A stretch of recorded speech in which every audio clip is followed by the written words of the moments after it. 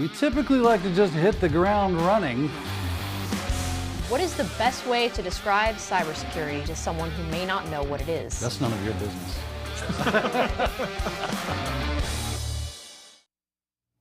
Hey, welcome to the show. I'm your moderator for today, Sophie Goodwin. We'd love for you to chime in with your questions and comments, as always, just to help guide our conversation today. So whether you're watching on Zoom, LinkedIn, YouTube, or the ITProTV live channel, just put your questions in the chat. One lucky viewer will win some ITProTV swag, so stay tuned for that.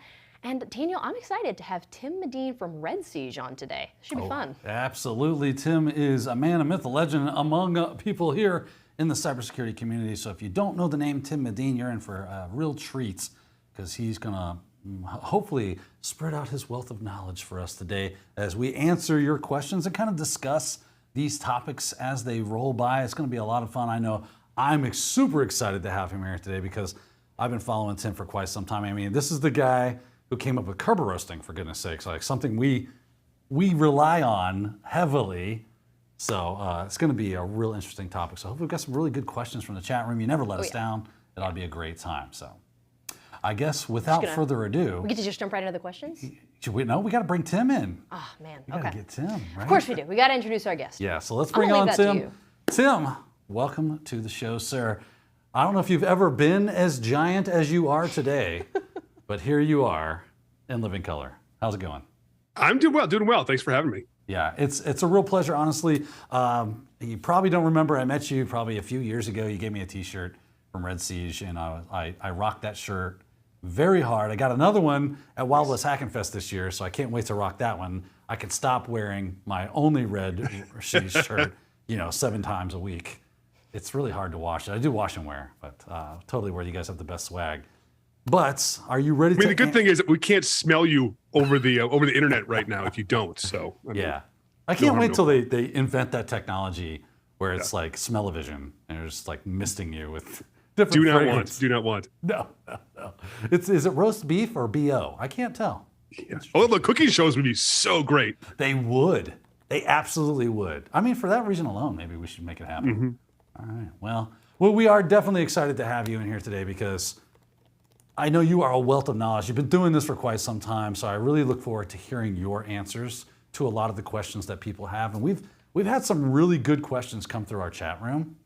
So be prepared to give interesting answers to interesting questions, and probably some questions you've heard in the past and have had a chance to really think about those responses throughout your career and give that insight to us. So if anybody's not watching your Wednesday offensive, that's a great place to see you as well. But I'm just excited to have you here with us today so that we can have this conversation, which is what I like this format to be, is us just chewing the fat and answering questions and going over stuff we think is interesting, all within the realm of cybersecurity. So it's going to be a fun time today.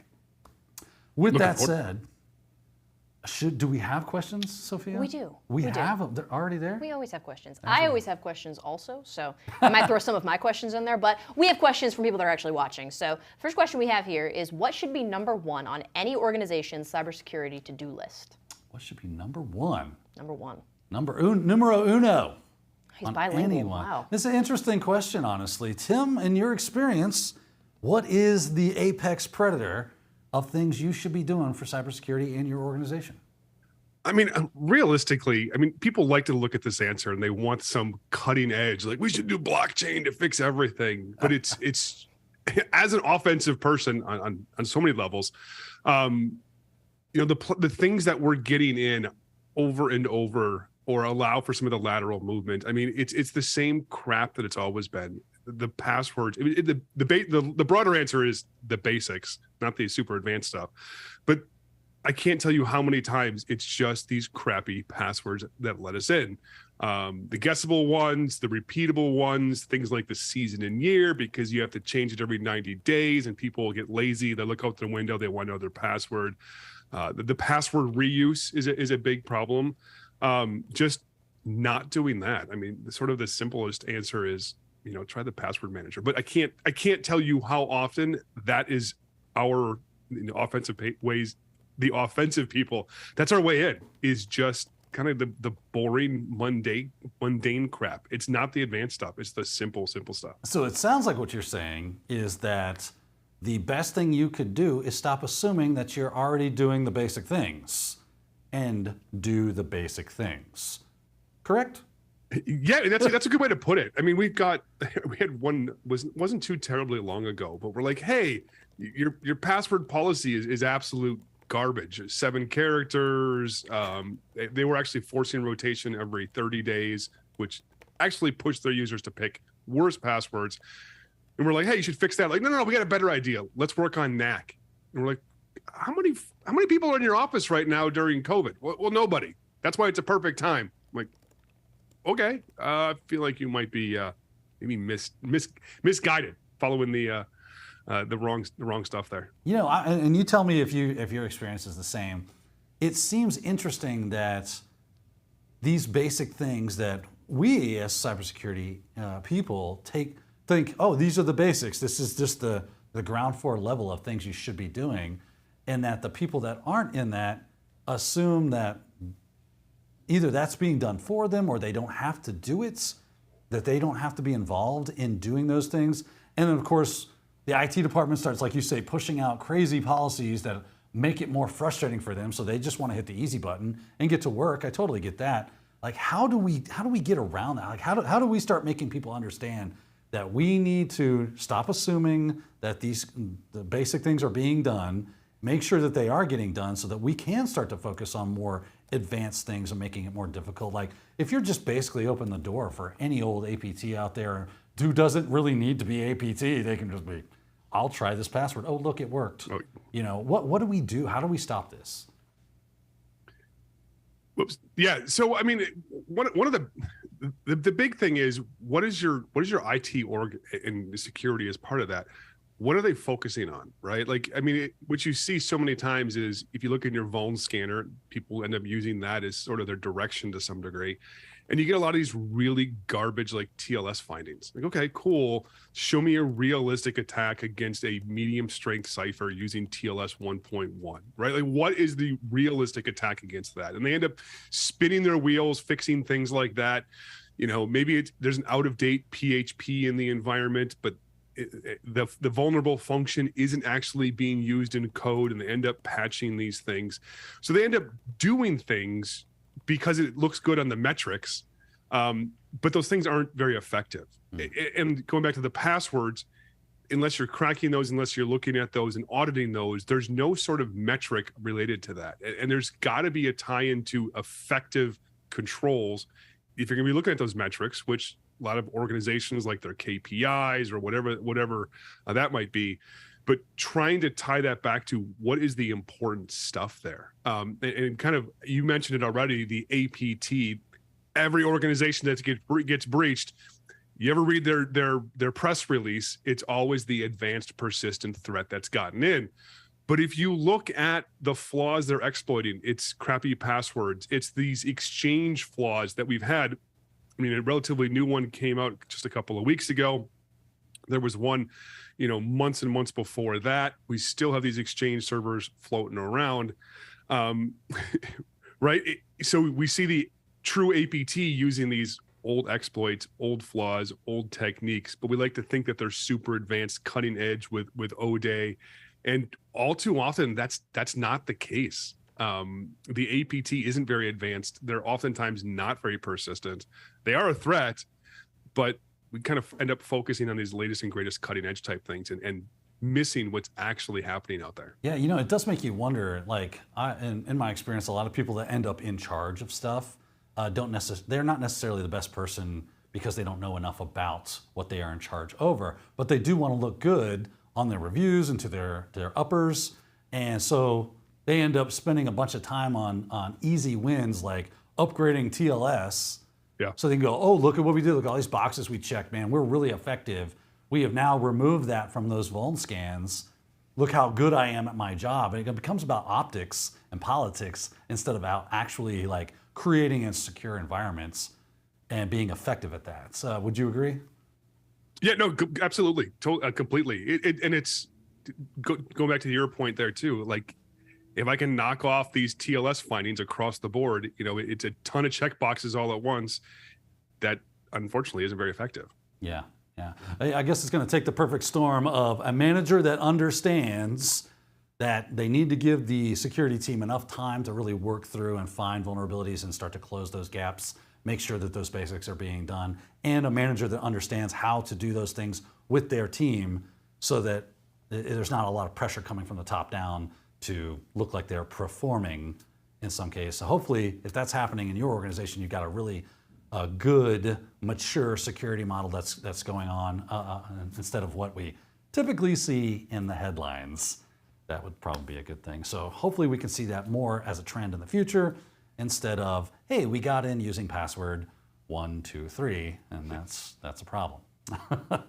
So that said, I think we beat that horse pretty good. It was a good answer. I enjoyed that. But let's move on and see what Sophia's got for us, because I'm sure their questions are rolling in. I always have something. Yeah, You know me. You do. We got a question from Gabriel. It says, what are some of the common security policies that we can apply to reduce the attack surface for home and business?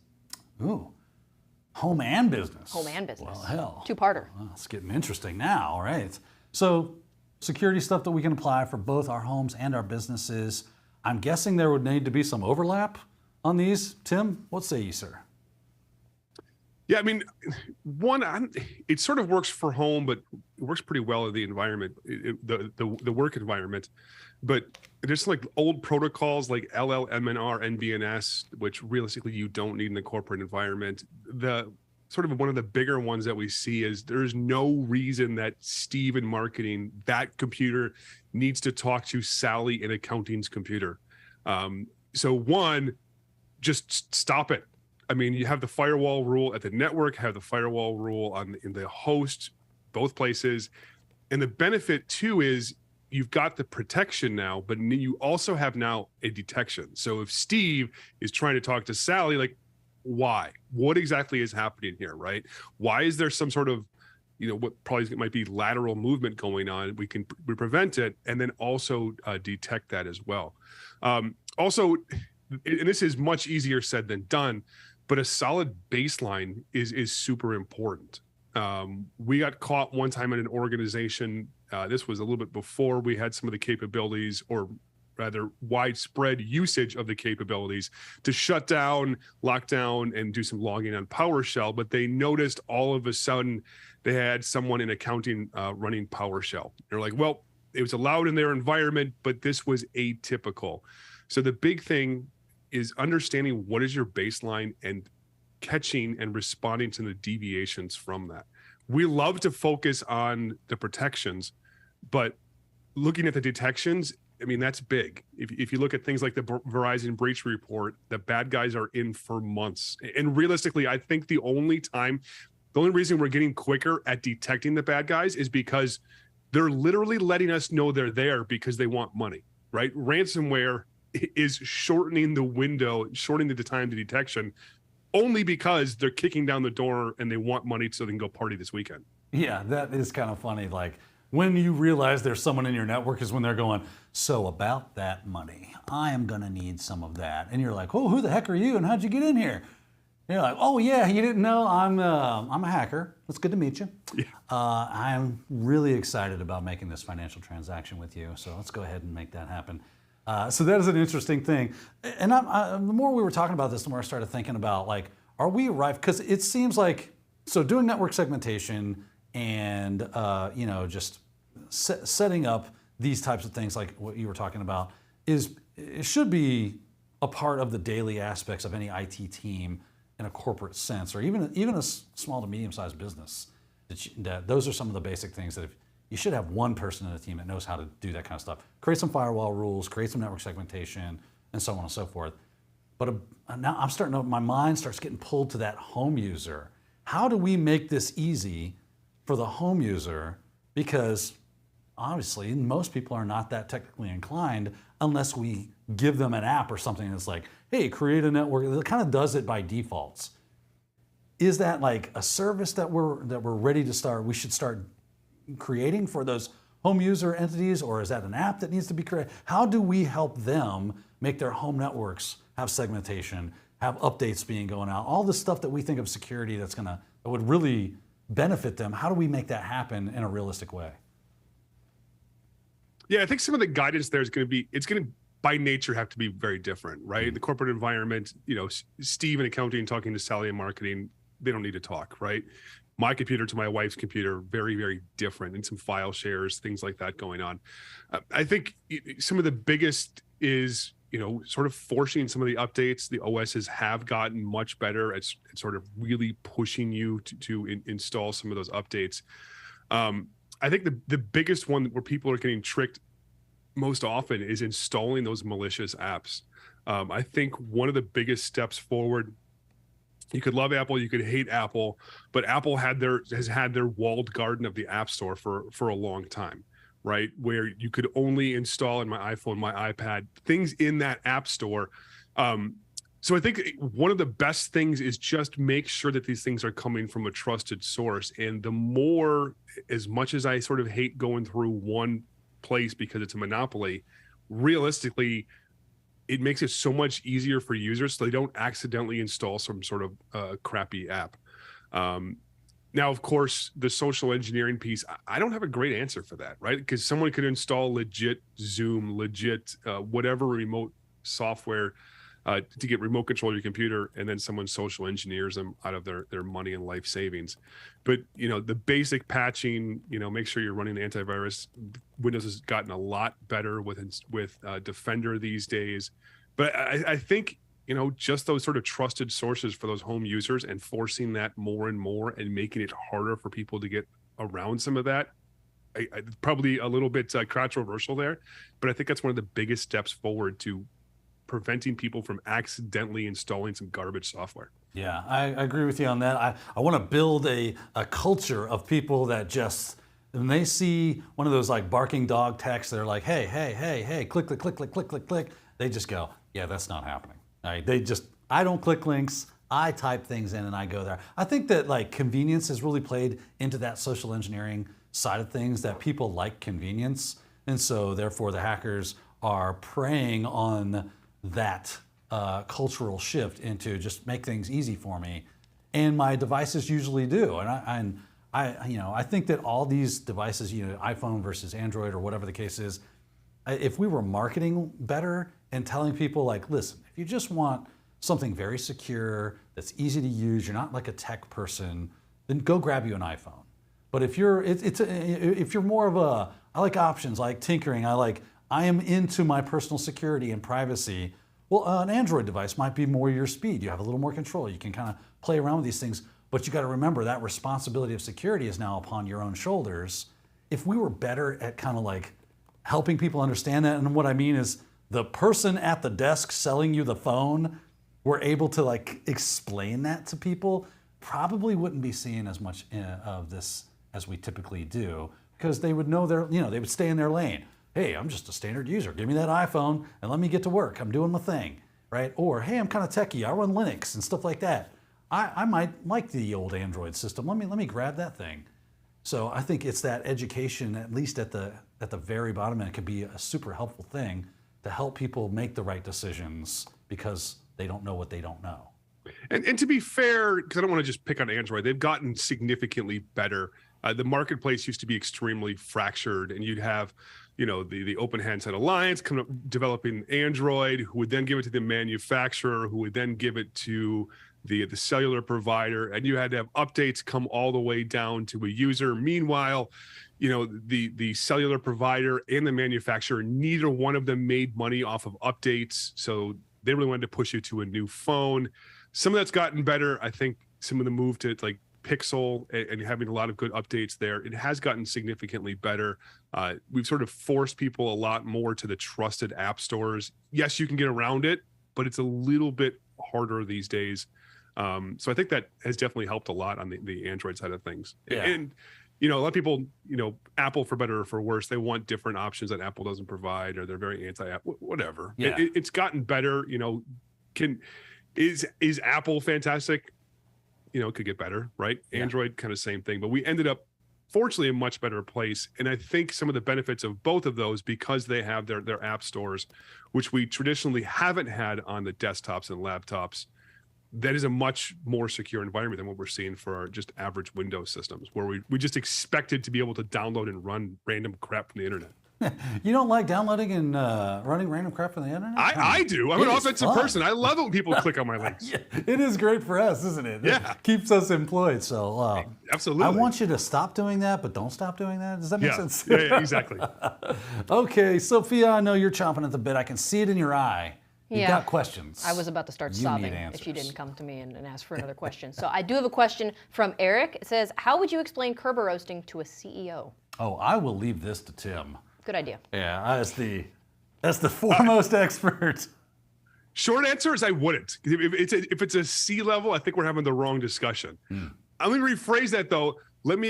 I'll tell you Kerberoasting as if I was explaining it to a, let's say one of my kids, okay? Which some people might argue is the same level as manager, CEO, whatever. So I think the best analogy, if we go back a few years, if you can sort of think about, do you remember the Movie Pass? So it was a movie. Yeah. So you buy this Movie Pass card and you could use this Movie Pass to get to an infinite number of movies. We can sort of think of that's sort of Kerberos. There's sort of three pieces. There's me who wants to go to the movie. There is Movie Pass. And then there's third, just whatever movie theater and movie that I want to go to.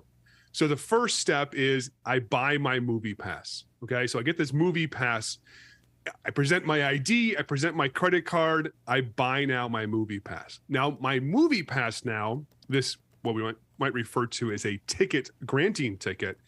This is now what I use to get into the movie theater. So I go to the movie theater, I no longer need my credit card. I now give them this red Movie Pass card. They then print out the little piece of paper, right? And now I want to walk into the movie. There's the person there taking the ticket. They don't care if I got this red card. What they want to see now is the piece of paper that says, yes, you are going to see Spider-Man. You're sitting in this specific seat. So there's, I don't know, the simple version on how I like to explain Kerberos there. Yeah, Kerberos is kind of complex, would you say? There's a lot of moving parts. I always hate having to teach Kerberos just because it's like, if I got the cart and the horse in the right spot on this, because there's a lot of things happening here. Kind of a difficult thing, but it can be super effective until like a person such as yourself go, hey, I think there might be a little hitch in your giddy up here, and you figure out how to kind of bypass all that stuff. Yeah, I mean, I've been trying to explain it for like, I don't know, 9 years now. So I've tried to figure out the best way to kind of distill that down to simple. But there's so many Did you do a YouTube stuff. video on it one time? I've probably got like 4 or 5. Like I had a number of different conferences. Like, can you do that talk again? Because we were confused. I want to say that like I actually maybe conversed with you over YouTube on one of your videos. Did you ever? Maybe could answer be comments? And I was having trouble with it. I wasn't working in my virtual environment, and I want to say it was you. I think it was your video. That's funny. And you were trying to help me through it. I was like, what is going on here? There was like weird things happening. But yeah, that's kind of funny. Anyway, Kerberoast. Lots of fun. What did you say, Kerberoast or Kerberos? Sorry. Kerberoasting. I was doing Kerberoasting. No, sorry. Was the original question how does Kerberos or Kerberoasting work? Yeah, that's a good question. Sophia, was it Kerberoasting or Kerberos? He said, how would you explain Kerberoasting? That's how it looks to me. Oh, so okay. Well, now you've explained Kerberos, which is half of the battle. Yeah. So what Kerberoasting? Sorry, I did not answer the right question. I should have read the screen, but the screen is here. My camera's there. Look in the wrong spot. Kerberoasting now. So let's think about that ticket now I present to the person at the ticket booth. That ticket booth person is going to look at that ticket. We can think of that as in the analogy or what that means is me accessing now some kind of service. It could be a file share, could be a web server, a SQL server, any sort of service in the environment. That ticket to prove who I am is encrypted. Okay. And inside that encrypted ticket, there's information that says, this is Tim, this is Tim's user ID and the group memberships. Now, there's one secret thing per account in the domain, and that's the NTLM password hash. So take my password, do a single round of MD4, that is the resultant NTLM password hash, or NT hash. That's what's used to encrypt that ticket. Now, remember, I can take my movie pass, that red card here, and I can go to any movie I want to. So I can say, hey, I want Spider-Man, I want Top Gun, I don't know what the latest and greatest cool movies are. Bridges of Madison County. British, definitely, multiple times. Get all those tickets. So I'm going to request all kinds of tickets. Now, remember, each ticket is encrypted using the password hash of the target service. What Kerberoasting is I grab all those tickets, I guess a password, I attempt to decrypt that ticket now, and if it doesn't work, I try again. So guess, hash, decrypt, guess, hash, decrypt, over and over and over again, in the hopes that eventually I'll guess a password, the resultant hash will then decrypt, and now I know the password hash for that target service. I think you have made your case, sir, for do not explain this to C-levels. No, definitely not. Because they are going to look at you and go, who is this crazy man before me? Yes. Right? Yes. It's such an abstracted thing to them that even when I thought it was an excellent explanation of it, honestly. I'm probably going to steal it from you. But to them, they just hear, wah, wah, wah, wah, wah, wah, wah, wah, wah, wah, wah, Kerberos, wah, wah, wah, Yeah. password, hash, so.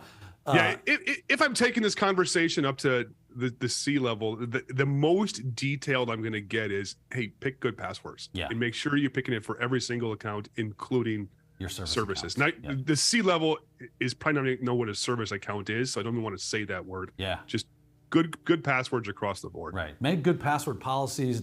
If there's an account and it has a password, it should be good. Yep. Define good, no problem. Here you go. Yeah. Let me talk to your tech people to nail that down. But yeah. Yeah, absolutely. All right. Sage advice by our good friend Tim Medin. All right, Sophia, what do we got question-wise? A lot of confidence in C-suites, apparently. We've got. Yeah, they do. We've got a question from Brian. I think it's the best question we've had so far. It says, when is that IoT hacking course coming out with Sophie and Dan? Oh, well, that's a good question there, Isn't Mr. it? Brian. And the answer to that is, that's none of your business. No. It will be very soon. We have finished filming. I'm working through some of the administrative stuff on the back end, making sure all the I's I've dotted all the lowercase J's, crossed all the T's. So making sure that has occurred, and it should be very soon, so within the next week or two. Nice. Yeah. Now that we've gotten that out of the way, y'all were talking about passwords and having good passwords, and we actually have a question about that from Clarence. Clarence says, what are your thoughts on automated password generators? Ooh, automated password generators. Tim, have you had bad experiences or good experiences with these things? Yeah. So, I mean, one of the best solutions, I think, especially for the home users, is use a password manager, right? I know realistically, and I'm getting older, so my memory's getting worse and worse, but dear God, use a password manager. One of the big things that we see, we talked about bad passwords before, is people reusing those passwords. I think I can unlock my computer, I can decrypt my computer, I can unlock my iPhone. Okay, I know 3 passwords, whatever. But and what people say, though, is the counterpoint for this is like, well, then all of your passwords are now in the password manager. Yes, there is a trade-off. Ideally, we all remember 20-character random passwords and use a unique one for every single system. Absolutely infeasible, right? Yep. Think about how you would help your parents with this. The password manager solves a lot of these problems. Now I've got it syncing between laptop, iPad, and iPhone, but now you have to have essentially physical access or remote access to one of those 3 devices, versus if I'm reusing passwords, now you have to have access to any system I've ever used that password. So if I use my same secure password at LinkedIn, Facebook, my home computer, my work account, whatever, I'm now trusting that secure password is not breached at any of those locations, because if it is, now the attackers are going to start to use that password to access those other resources. So yes, everything's in one place. I totally get that, but it solves the problem of guessable passwords, and it solves the problem of the reused passwords. So short answer is I highly, highly recommend it. I'm going to go ahead and have to agree with you there, Tim, because absolutely, right? These things make these crazy long. I mean, you can make them 40 characters long if you like. Completely improbable guessing mechanisms that are going to go against this. And your password managers, I don't know about yours, but mine has two-factor authentication as well. So it's making it much more difficult for you to get into to breach that wall. Yeah, so it is the dam holding back the flood of all your credentials. But for the most part, if you are doing good security for yourself and still want some of that ease of use, it's just the best way to go. Right now, that is the most effective way to do it.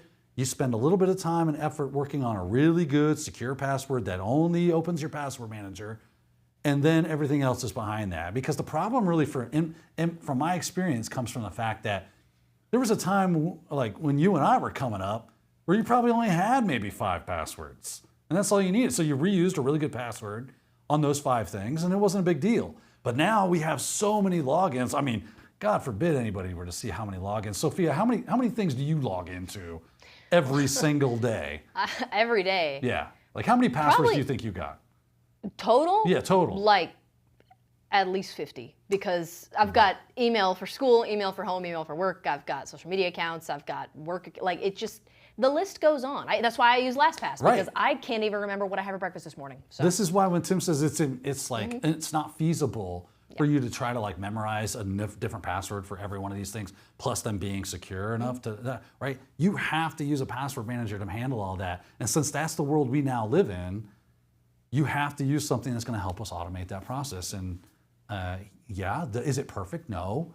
But it's better than the alternatives. Let's put it that way. Till something better comes out, this is the best way to go at this point in time. And that feasibility of memorizing passwords that are also secure passwords is the big thing. Because I could easily memorize lasagna 45 for every site that I use. But if it's actually a 20 character with like hash marks and exclamation points in it, there's no way that is ever going to stay in my brain. It's just not happening. Tim, you ever lock yourself out of one of those password managers? See, I've got on a couple of systems. No, I almost did the other day where I was traveling. There was time zones. There may or may not have been a number of bourbons on the flight to help me sleep. You're a little fuzzy on that, huh? Yeah. I wonder what yeah, but that. that's a good point though, because I mean, imagine different generation where they're not sort of as security conscious or redundancy conscious. I do worry about.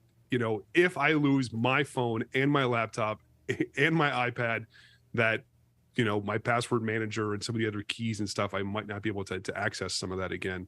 So for example, for mine, print out that little piece of paper. I worry about if my house burns down and all the other stuff happens, could something like this happen? So there is a little bit of a worry there, but. So here's my strategy, right? I take a JPEG and I embed my password into the JPEG's actual data, but it's already Zor encrypted and then obfuscated through base 64, then base 32 encryption or encoding. Then I put that into like Mega, right? I upload it. Yeah. If I ever need to retrieve it, I'm the only one that knows that it's an ALF poster on, Basebin. I like it. I like it a lot. That's right. I just have to memorize that URL. I'm good to go. So there you go. Password managers, everybody.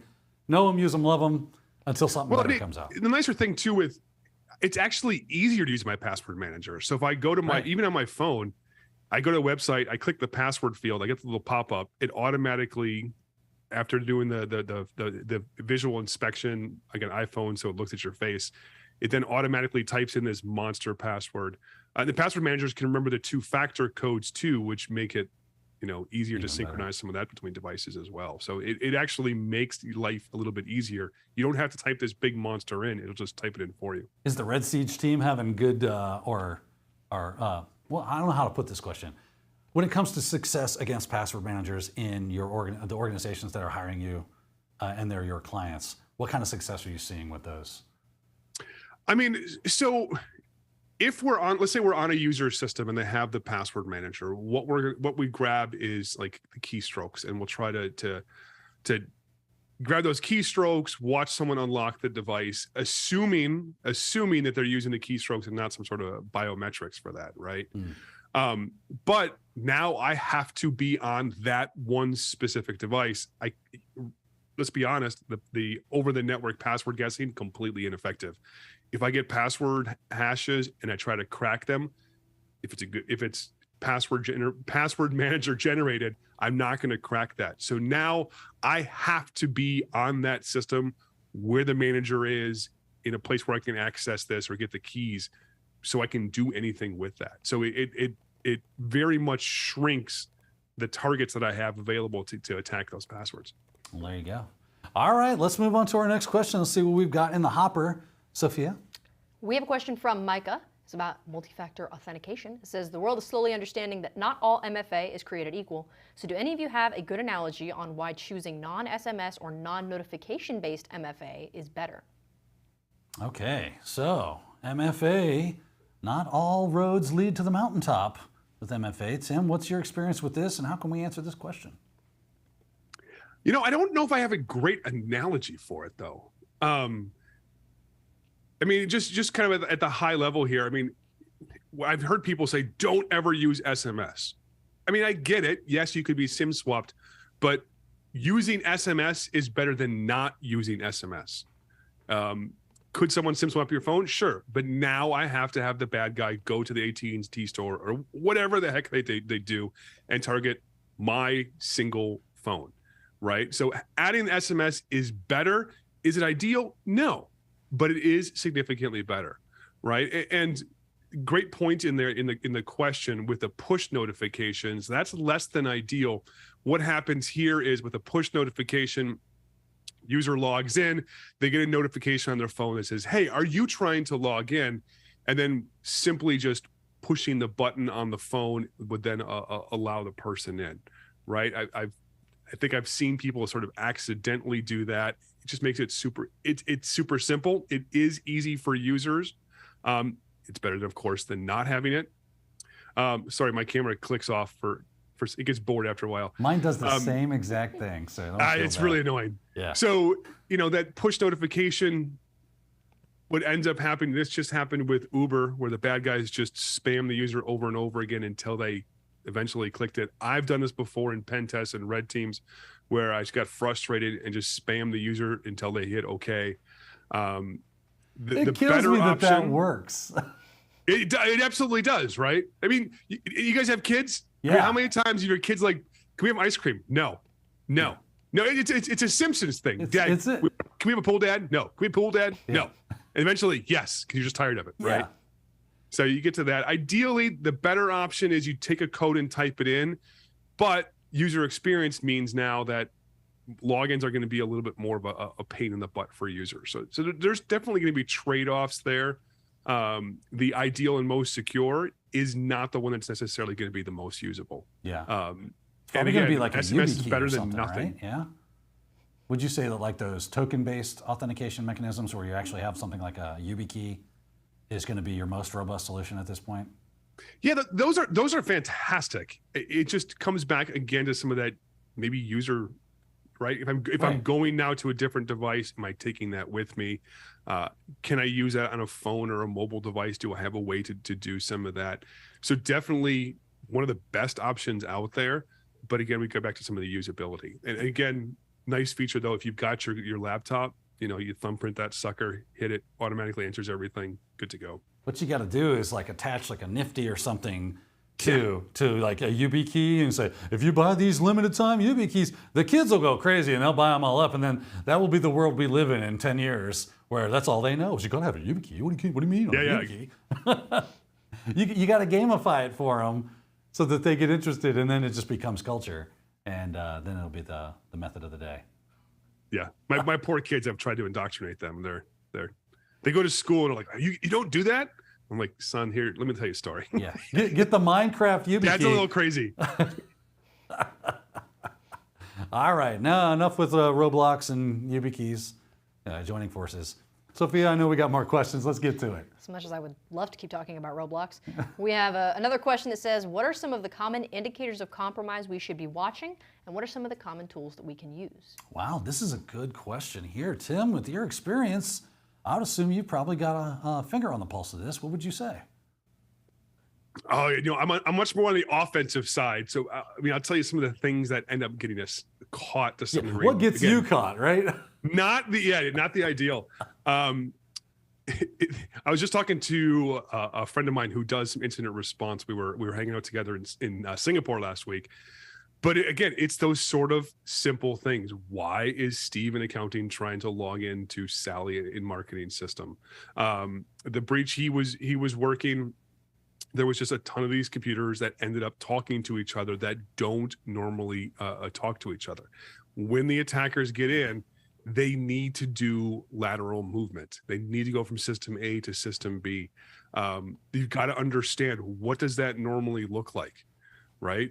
Also, and this takes a little bit of extra sort of capability and tooling, but if all of a sudden, Steve in marketing is logging in, he just logged into the company, now all of a sudden he's got a login coming from Moscow. Like, I don't think Steve flew that quickly, right? Atypical processes, Steve was right? Superman. Yeah, exactly. Oh, he got me good. Yeah. Do you have atypical processes that are running? And are those atypical processes calling out? So yeah, you're using Microsoft Word, it's talking to the cloud, but now all of a sudden you've got a new executable running off the desktop that's talking to a place that isn't typical for your organization. So start looking for a lot of weird egress traffic. Yeah, I know incident responders that one of the first things they do is they look for running processes across the environment, and they look for the most unique ones. So which of these is the rarest? Which of these are not signed? Which of these are talking to interesting locations, and kind of whittle through that to some degree that way. I didn't know Calc was a network app. Exactly, right? I didn't know that worked that way. That's an interesting thing. We should probably take a look at this. So just start, it's funny when I teach, I'm especially when it comes to like maybe doing something in a CTF to try to learn something, I tell people always look for the weird thing, right? If you start training yourself to, if you come across something, you're like, oh, that's odd. That is your cue to like go, oh, I should probably pay attention to that.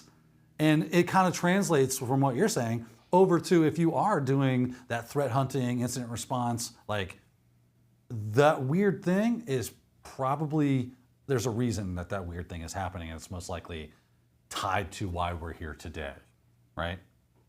Yeah, it's some of that like application control technology. Like, hey, these things are the items that we trust when they run. That's cool. If anything outside of that is being run, stop it. And then also it's an alert. Like, hey, why all of a sudden are we downloading, calc.exe? Why is this actually on the desktop? And is it actually calc?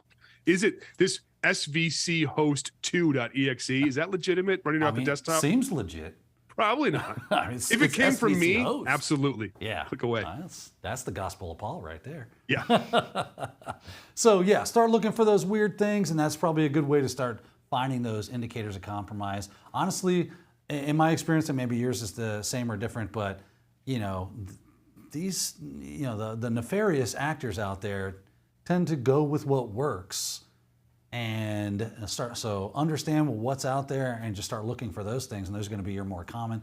And you got to understand that a lot of organizations, even though the old tricks are the best tricks, they still kind of curtail them one for their target in a lot of ways. So what's good over here might not be good over here. You might see another oldie but goodie on target 2 than you did see with target 1. It just depends on those organizations. A bit of objectivity and subjectivity married together there. So a lot of fun. I like it. But that leads us to our next question, which is with Miss Sophia. What do you have for us? Jake wants to know. Jake says he's working on getting his CompTIA A+ and wants to move on to Security Plus afterwards. Do you have any tips for Jake? Ooh, tips for Jake. Tips for Jake. So he's making his way in the world today, and it takes everything he's got, right? But he needs to take a break from all his worries, because that sure would help a lot. And now he wants to know, how do we get from A+ to Security Plus? And is that a good jump? Is that the best jump? And if so, what tips do we have for him? Tim, what's your experience? Yes, I mean, I'm not super familiar with the ins and outs of each of those exams, but the simple answer, and it sounds cliche, but I mean, never stop learning. We talked about find that interesting thing. Find the thing that's interesting to you, and that's the path that that's best for you. I get asked all the time, like, how do I get into security and what should I get into specifically? And I'm like, well, if you're not spending time on the thing that's interesting to you, you're not going to pursue it. And then why spend, at least 8 hours a day, 5 days a week for the rest of your life doing a job that you don't want to do because it pays better. And there's plenty of jobs in IT. So I guess the short kind of non-answer is find that piece, whether it be sort of a niche, maybe certification and classes, dig into some of that. There's a lot of, expensive content out there. There's a lot of cheap content. There's a lot of free content out there as well. And to some degree, you get what you pay for, but dig into the thing that's most interesting to you, and don't be afraid to follow rabbit holes. Yeah. So you find this thing like, wait a second, this seems weird. Let me dig into that some more. That's where you find the fun thing. So if you've talked to people who have found some new flaw, some new bug, it's often literally because they were looking at something. They're like, I don't quite understand this. Let me dig into that some more. I mean, literally the Kerberoasting thing we talked about earlier, I was like, how does this thing work? And I was like, wait a second, that seems funny. So again, not the best answer for your question, but do that piece, follow the path that's most interesting for you, and don't be afraid to switch paths along the way too. Yeah, I mean, I think that, like you say, that's just good generic advice for regardless of whatever certification that you might be going after. This is a game, like if you are interested in cybersecurity, it has to be the itch in your brain you can never fully scratch, right? It has to be that thing where you're just constantly, because like Tim said, you are gonna spend most of your waking hours up in your head going, and then going to your keyboard and looking at something and reading documentation and then coming back to it later and going, I was stuck here. And you get frustrated and you walk away and you think, this is too hard for me. But then 2 hours later, you're like, hold on. You have these little epiphanies throughout the day, and it constantly just kind of takes over your life. If that's okay with you, then you're probably going to be good. That is the best teacher for you. So just stay interested, constantly moving forward at it. Worry about what you have on your plate when it comes to your A+, because it all applies once you get, up into the security level, and you're going to get into Security Plus. You're going to learn a lot of fundamentals about security there. And then that's going to apply for the next thing you go for, whether that be Pentest Plus or CEH or EJPT or whatever the case is. But you constantly have to have that need to, an insatiable need, honestly, to learn more about it. That's going to drive you through those roadblocks and everything that is. And eventually one day you're going to find yourself and you're going to be like, wow, I've really come a long way. And you're going to be at least the earlier version of you where you wanted to be at that point. And then at that point, you're going to be like, okay, well, now what do I want to go into? How do I continue this journey? Good news is it never ends. There's always something new to learn. New technologies come out every day. New security flaws are discovered all the time. Maybe you will be one of those people that find those. So get to work and just keep your head down, keep going. You're on the right path. Yeah, and there's lots of opportunities if you're an IT to get into the blue team or to the red team. And I see red teamers go blue and blue to red, meaning offense to defense, defense to offense. Looking into specific technologies, there's always new stuff coming out. I hear people all the time say, oh, well, all the cool bugs have been found. I think Andy Robbins, Waldo, recently did a tweet or a series of tweets. I hope I have the right person for that. But about, hey, the cloud stuff, it's all new again. There's a whole bunch of flaws that we haven't even thought about, just maybe even architectural flaws, which are both the most difficult and the easiest ones to find there. There's always new stuff. And many times that new stuff, it actually brings back some of the old bugs. I sort of joke at some point you don't have to learn anymore because the old bugs just come back. But just dig into whatever's interesting to you and follow that path, and don't be stuck on this is the path. I have to go to CISO. Do what's fun, right? You're going to spend 40 hours plus typically a week doing this. You see, Tim, you get it, right? Do what's fun, right? If it's fun, you're going to stay engaged. It's funny. I think at HackenFest they did a talk called "What All Things Old Are New Again," and we get to use our old tricks or the best tricks, something like that. And that's exactly right. As new technologies are developed, they still have some of those basic underpinnings to make these things work. And all you have to do is go, hey, remember how we used to do that? That now applies over here because they do a very similar kind of thing. We just got to find out how oh, there it is. That was fun. Now we're hacking. Hacking's a good time for everyone. Well, speaking of, I mean, I'm sure you see that we mentioned your IoT class that's coming up. How many times have you seen old flaws come back with those brand new IoT devices, right? Right. It's like, oh, this thing's running an FTP server and it has a directory traversal security flaw. Well, how about, oh, look at me. I'm starting to pull files down from, is that the shadow file? That is the shadow file. Look at that. That's interesting.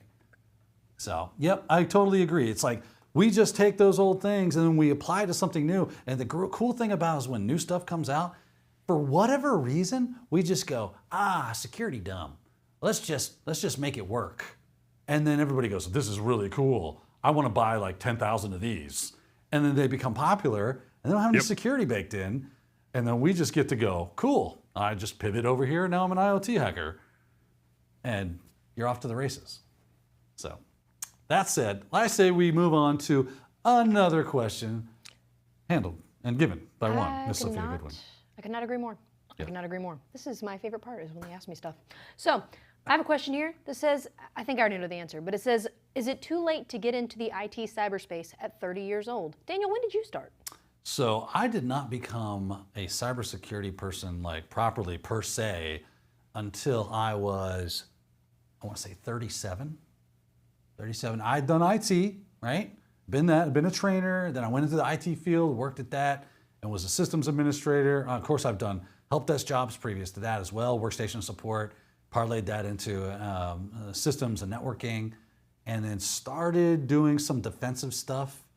But then I came onto ITProTV and I went back to training in a way. And then it wasn't until a few years after being on ITProTV that Don was like, hey, do you like security? I'm like, absolutely. And now you get me.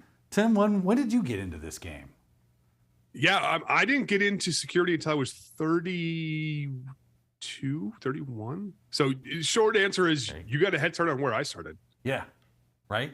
I mean, honestly, if you've got the passion for it, nobody cares how old you are, how long you've been doing it. All we care about, can you do it? Are you a cool person? If so, welcome to the team. And that's honestly, that's one of the in a weird way, it's one of the neat things about security is there was no training back when I was in IT. I was an electrical engineer. I went into programming into network, eventually into security, but there was no security. My lead guy, my principal consultant at Red Siege, he's a music major.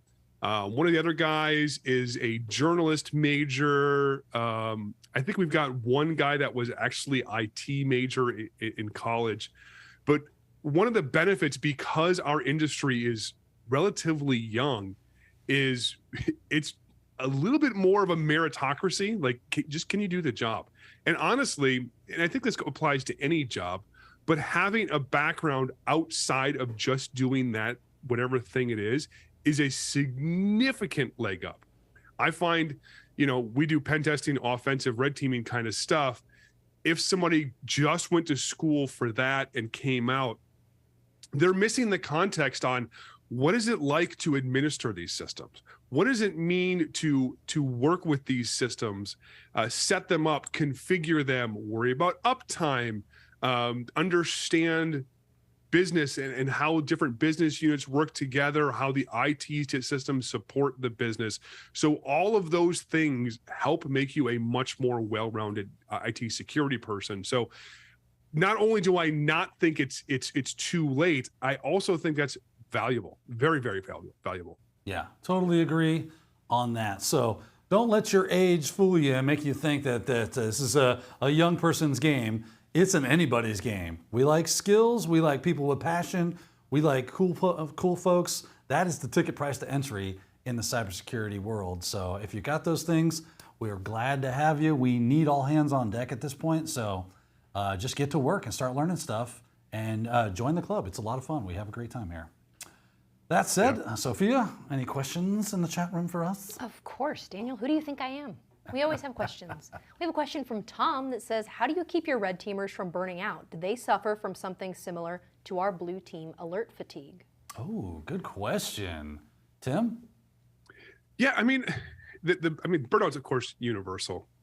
One of the things that we really try to do is get people on different types of tests. So assuming they want to, so get some, our more senior people are good at red teaming, the traditional network pen test and web, but swap some of those out. I mean, regardless, and we're in fourth quarter right now. Fourth quarter for pretty much every consulting company on the planet is insane because everyone's just realizing that they need to spend their money. So you end up having oftentimes test after test after test after test.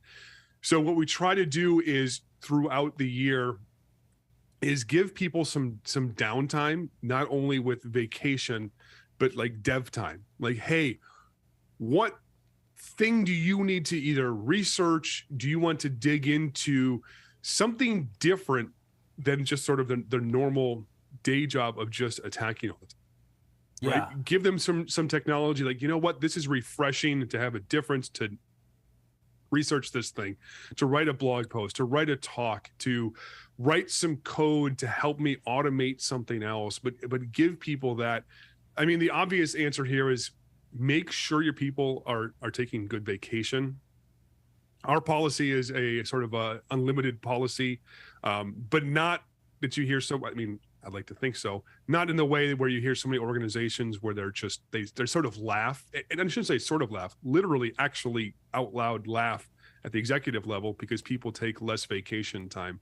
But make your people take vacation. I mean, we had a guy last year who wasn't taking vacation. I'm like, cool, man, you're off next week. We'll see the week after. Showed up to a meeting, literally kicked them out of the meeting.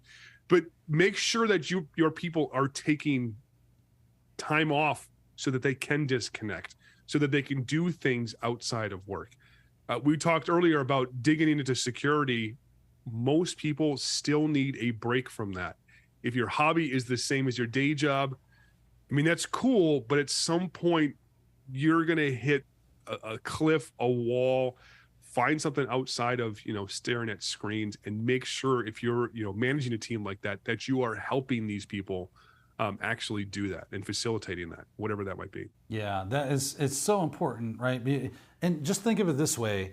If you're never taking time out to do something different, you are just going to, like you say, hit that brick wall. You're going to run up against it so fast and you don't see it coming. That's the weird thing about it, right? You think, oh man, this is so cool. Everything's so cool. And it's so important. I've got to get this done. I got to get this done. And people will continue to throw things on your plate because you continue to eat it, right? So if you don't have the ability to step yourself away from it, it's great that, like, Tim, like yourself, that you see that, hey, if you don't take a break from this, we're going to lose you, honestly, because one day it's gonna boil over, and you're gonna be like, I'm done. I can't do this anymore. I'm totally fried. I'm burnt out. So have those policies in place. So that you don't find that. As a person who owns and runs a consulting company, I mean, I tell my people, like, look, from a capitalist perspective, if you burn yourself out, you're no good to the company. But as what I'd like to consider them friends, look, if you burn yourself out, you're no good to you or your family. And that's much, much more important than being good for the business. So it's important for people to look out for each other. But I know some people at organizations where they don't have somebody else looking out for it. You've got to step up and look out for yourself to some degree. I know there's a few organizations, I won't name their names, but like they're giving bonuses right now essentially to work overtime. And the people are like just gobbling up the money, which I get it, right? Money's a cool thing, but at the same time, you're now burning faster, right? You are literally burning that candle at both ends now, and you're gonna hit that wall sooner and sooner and sooner.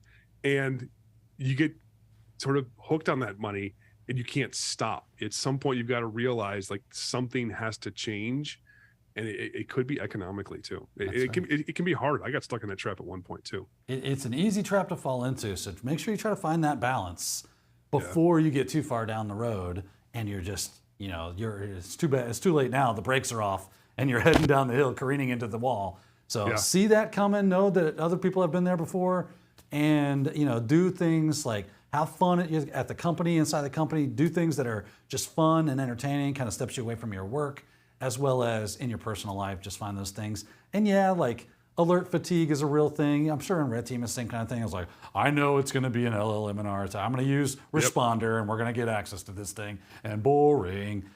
That is gonna happen, but that's why it's important, like Tim said, for us to like learn new things, learn new skills, find those new interesting things for us to build upon, take the time off away from the job, so that when we do come back, we start going, I don't need Responder anymore. I know I can get in that way. I want to start to push myself and try myself.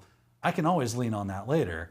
Let's see what we can do with this new thing. That's a great way to stay engaged and keep yourself from burning out. That said, I think we only got time for one more question. Let's go to Sophia and see what we've got. We do have one more question. This one's from Caleb. It says, what is the deal with Sophie's outfit? Caleb, I can explain. I actually tried out as a walk-on for our team last week, and I made the team, so I got practice today. No, it's Spirit Week here at ITProTV, and oh boy, and I'm in Spirit. I'm in Team Spirit gear. Wow. That's See, they're not going to show it. You're not seeing the I would have giant my face painted. I would have been in. Can you see that, Tim? Look at that thing. Yep, that's me and my dad. Yeah. Old Daddy T. Oh boy, don't call him that. Following in his footsteps. You're giving me a disease with how much you're talking about this. No, it's Spirit Week, and today is Team Spirit Day. You've got some real man hands, by the way. Yeah, I've been working out. Yeah. Plus, I didn't realize how hairy you were. Yeah, it was back when I worked out. Strange. You got some guns too. Yeah. Look at that. Thank you. The Thank pipes. You. My goal was to be a this hand girl. model. So Yeah, that's So yeah, thank you for that. For Appreciate men's that. watches. Thank you for that question. That was great. I think that's really all we have time for here. I think I'd like to be done now. So, Daniel, why don't you go ahead and wrap it up? Okay. Well, Tim, we really appreciate you stopping by, brother. It was a lot of fun. I enjoyed hearing your perspective. But, unfortunately, all good things must come to an end. That said, we do actually have one more thing that we need to do, right? And that is to give away some swag. Yes. I So, know y'all didn't Sophia, forget. I know you didn't forget. pitch it back. It's all you've been thinking about. We do have some swag to give away, but before we do that, I want to tell you a little bit about our ITProTV subscriptions. You can get a personal membership that provides complete access to all the ITProTV courses with or without practice exams and virtual labs. And if you're part of an IT team, you're going to want to check out the ITProTV business page, which offers a tour of the Pro Portal that's used to maximize your team's investment in training. And if you sign up for a personal membership, Daniel is going to give you 30% off. It's like Santa Claus. It's not even Christmas yet. All you have to do is enter the promo code Daniel30. So don't forget that code, Daniel30. And now the moment you've been waiting for, the winner of our ITProTV swag. The winner is Micah. Congratulations, Micah. Thanks for submitting your questions, and thank you guys for participating in the chat. Micah, keep an eye on your email. Someone will reach out from our team to let you know how you can go about getting that swag. Awesome stuff. Thank you, Sophia, and congratulations to you, Micah. And Tim, thanks so much for joining us, man. It was a lot of fun. I hope that we get to do this again in the future. I know you're a busy guy, but anytime you want to pop this on the schedule, you just let us know. We will Love to. That was a great time. Yeah, excellent stuff. And thank you out there for watching and joining us today. We're going to have more all things cybersecurity every month, so be on the lookout for those. Until then, we'll see you next time. Have a great one.